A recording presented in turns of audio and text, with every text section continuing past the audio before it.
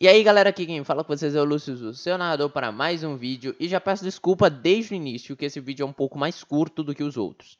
Mas por que é mais curto, você deve estar se perguntando. É porque o próximo acontecimento, depois do último ano que eu falei aqui, é um acontecimento que eu quero no mínimo falar muita coisa dele. A gente vai começar a falar sobre a Primeira Guerra. Então eu não queria chegar a um vídeo como esse, que não é muito conexo à guerra, ele é um vídeo bem mais simples, e simplesmente postar a guerra quando chegar no meio do vídeo começar a guerra, aí eu tenho que separar a guerra em outra parte, então para não gerar essa confusão, o que eu fiz é que esse vídeo vai ser um pouquinho mais curto, para que eu tenha mais liberdade, que no próximo vídeo eu comece a falar sobre a Primeira Guerra de uma forma mais contínua. Lógico que vai ter um corte, né, de vídeos, né, eu vou ter que separar em 2 ou 3 partes, mas pelo menos assim vai ficar mais organizado aí para vocês. Então é isso, vamos pro vídeo. Século I, ano 26. O primeiro casamento imperial. A história conta que Hanteha escolheu todos os cantos da terra à procura de sua esposa. Ao chegar nas terras da Garça, dizem que um samurai buscou freneticamente pelas mulheres mais bonitas que ele pudesse encontrar. Uma dessas aldeias que eles estavam andando era a aldeia de Quieto. Lá, eles encontraram mulheres, mas apenas mulheres idosas demais. Infelizmente, aquele samurai partiu sem saber que um dos pescadores da vila possuía uma filha, mas que ele tinha a escondido em uma ilha para que eles não pudessem a encontrar. Diversas mulheres lindas e certamente honradas foram mostradas ao imperador, mas nenhuma encantou seu coração. E um dia, enquanto ele estava andando nas terras da Garça, ele ouviu um canto, uma voz ao longe que imediatamente aqueceu sua alma e chamou todo o brilho do seu coração. Ele ouvia essa voz ao longe, vindo de uma ilha, e mandou o samurai buscar informações de quem seria essa que estaria cantando. Eles pediram para que um pescador pudesse os levar até a ilha, e ele a fez. Só que ao chegar na ilha, o imperador revirou por tudo e não encontrou ninguém por lá. Isso porque a garota estava escondida em uma caverna da ilha que eles não tinham encontrado. Mais tarde, a jovem conversou com seu pai, a quem escondeu ela nessa ilha, e perguntou sobre o que estava acontecendo, se havia alguém procurando ela, que é mais ou menos o que ela tinha entendido. Ele mentiu e falou que era apenas um mendigo que estava na vila, mas ela não estava bem acreditando nisso, então escreveu uma carta chamada Haikai, e enviou por um pássaro para que ele pudesse levar essa carta até o mendigo, suposto mendigo. Nessa mesma noite, o imperador ele ouviu um barulho em alguns arbustos e era esse pássaro, uma pomba branca que estava presa em um galho e junto a ela possuía uma carta. Ele pegou e leu toda a carta.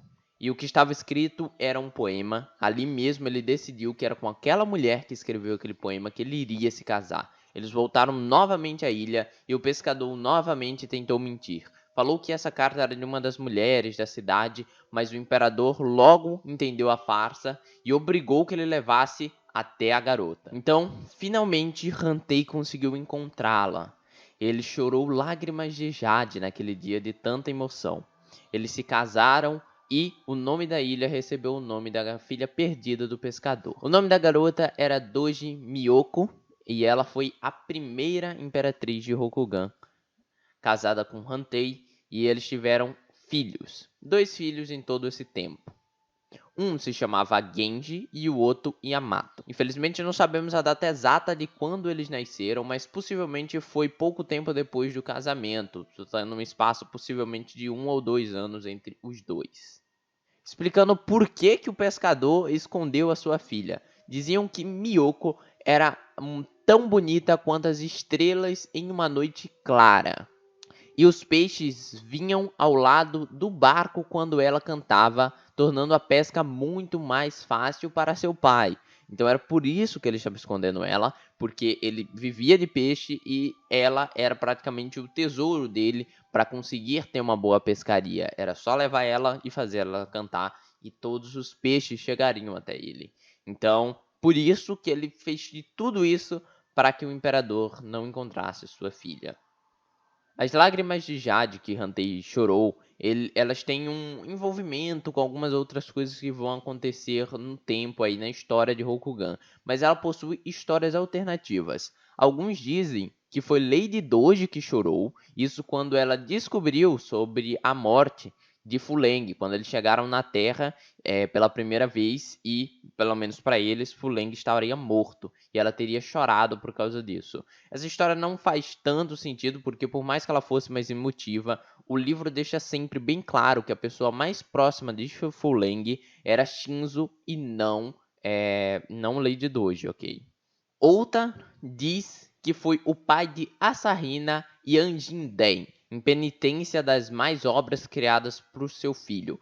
Essa figura que eu acabei de falar, essa pessoa, ela vai ser bem importante, essa Asahina, num futuro bem distante. Então dizem que meio que o pai dele teria chorado por essas questões de mal que ele fez no futuro. Também foi nesse ano de 26 que nasceu o outro, mais um filho, o quarto filho de Kakita e Doji, chamado de Kakita Shimizu. Século 1, ano 27, 28 e 29. Nada acontece nesse ano de muito relevante, fora que nasce o quinto e último dos filhos de Kakita e Doji, chamado de Hayako. Século 1, ano 30, o reino Senpet. O Império Senpet, ou Império Senpet, ou Império Escaravelho, foi fundado nesse ano 30. Ele era bem distante de Rokugan, estando localizado ali pelas Areias Ardentes. Ela era aproximadamente do mesmo tamanho de Rokugan. Eles foram um império muito poderoso e era controlada por faraós. Sua história afirma que eles foram os primeiros seres humanos a construir edifícios, ok? Quando eles ainda não eram um império, e possivelmente é isso mesmo, por suas belas construções, como sua grande pirâmide, sendo um marco na história. Eles acreditavam no panteão dos 10.000 deuses, muitos dos quais eram um aspecto divino da morte. Ele ficava construído ao longo de um grande rio chamado de Nahan Umman e junçante de Midinat ao Salan.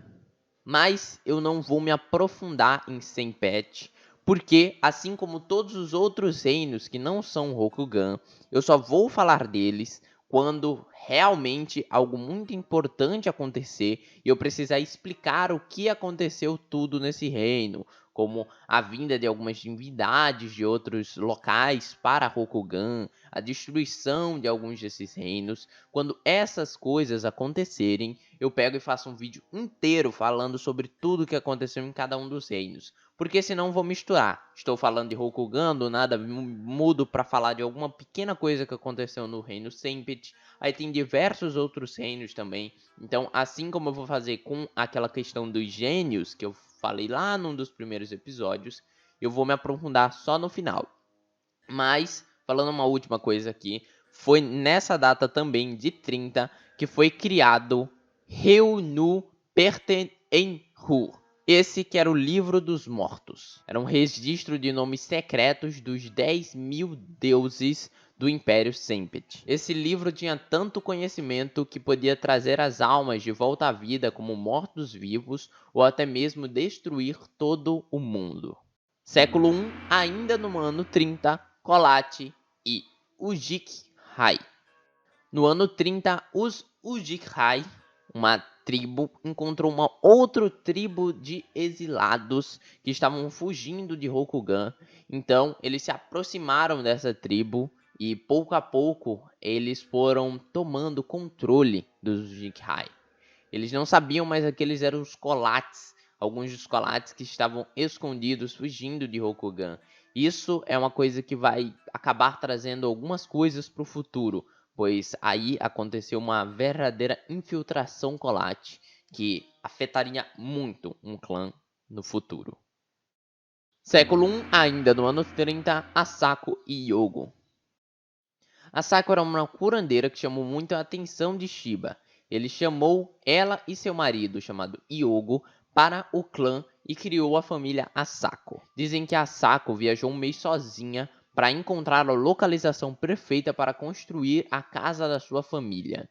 Eventualmente, de tanto andar, as sandálias de Asako se desgastaram e ela continuou boa parte do trajetório a pé, até chegar no local onde que foi construída Kyuden Asako. O caminho que ela percorreu era chamado como Berfort Alk, que em português ficaria algo como o andar descalço. Esse caminho deve ser muito feito por peregrinos, pessoas que queiram passar por algum certo tipo de aprovação. O livro não chega a falar isso necessariamente, mas possivelmente essas coisas acontecem, já que Rokugan tem uma cultura muito forte. Século I, ano 31. Otaku e Id. Otaku e Id eram um casal, e eles foram convidados por Shinzo para que fizesse parte de seu clã. Inicialmente, apenas Id formou uma família no clã, mas Otaku ficou como a Yonjinbo, a guarda-costas de Shinzo. O casal teve uma filha mais velha, chamada de Otaku Shiko, e um filho mais novo, chamado de Id Gokun. Otaku era muito quieta, e uma coisa que gerou muita fofoca no clã é que dizem que ela nunca falou seus votos de respeito a Shinzo em público. Ela tinha um espírito puro, era ela muito leal e extremamente dedicada, e ela se mantinha também acima de simples desejos mundanos. A segurança de Shinzo era a sua única preocupação. Ela mesmo só se casou para que tivesse filhos, para que assim continuasse a sua linhagem, mas não era uma vontade absoluta dela. E essa linhagem também era apenas para que eles pudessem continuar a proteger Shinzo. Então vocês conseguem ver o quão ela era devota a essa Kami. A relação dela com a filha também foi retratada em uma peça chamada Mãe e Filha, onde nessa peça, muitos anos depois ela foi feita, lembrando disso, elas retratavam Otaku como uma pessoa que falava uma língua secreta. Ela só sabia falar uma língua secreta e só quem entendia essa língua era Shinzo. Para as outras pessoas, ela era simplesmente muda. Isso mostrando como a relação dela possivelmente era próxima com Shinzo e com mais ninguém, nem mesmo com sua filha. Outras pessoas dizem que a voz de Otaku era extremamente bonita, mas que ela só cantava para Shinzo. Caso contrário, ela ficaria sempre em silêncio. Lembrando que o nome dela é Otaku com O, ok? Não com U. Século I, ano 32, nada relevante acontece. Bom, gostaram do vídeo? Espero que sim, foi um vídeo mais curto, mas por favor apoia qualquer parte desse vídeo, é importante, pois ele vai ser juntado em um vídeo gigantesco depois falando sobre todo o século I inteiramente, então é importante que você compartilhe, curta, mostre para os seus amigos, veja os links da descrição sobre o meu RPG de mesa, que vai ser algo muito, mas muito legal quando vocês verem mais sobre ele. E quando ele lançar, ele tem muitas inspirações de Lenda dos Cinco Anéis. Eu tenho uma campanha ótima que conta todo esse início. E no próximo episódio, que começa a guerra, por mais que eu goste de como eu fiz a gravação desses episódios, eu acho que é muito mais legal vocês verem essa história de Lenda dos Cinco Anéis na minha campanha chamada Alvorada Imperial, pois lá eu falo com mais detalhes, vocês veem as lutas acontecendo e não só alguém falando, eles lutaram e tal, e o ganhador foi tal. Não, lá eu tenho uma narração de como foi os golpes, de como foram os ataques, e isso torna bem mais profundo. Lógico que a história não é igual, tem algumas modificações, mas você vê minha campanha, depois vê o próximo vídeo de Lenda dos Cinco Anéis, que vai ser bem interessante. E também tem músicas aí que você aí que joga Lenda dos Cinco Anéis pode usar essas músicas em sua mesa sem problema nenhum, pois não possuem copyright. Então é isso, aqui quem falou com vocês foi o Lúcio, o seu narrador, e fui.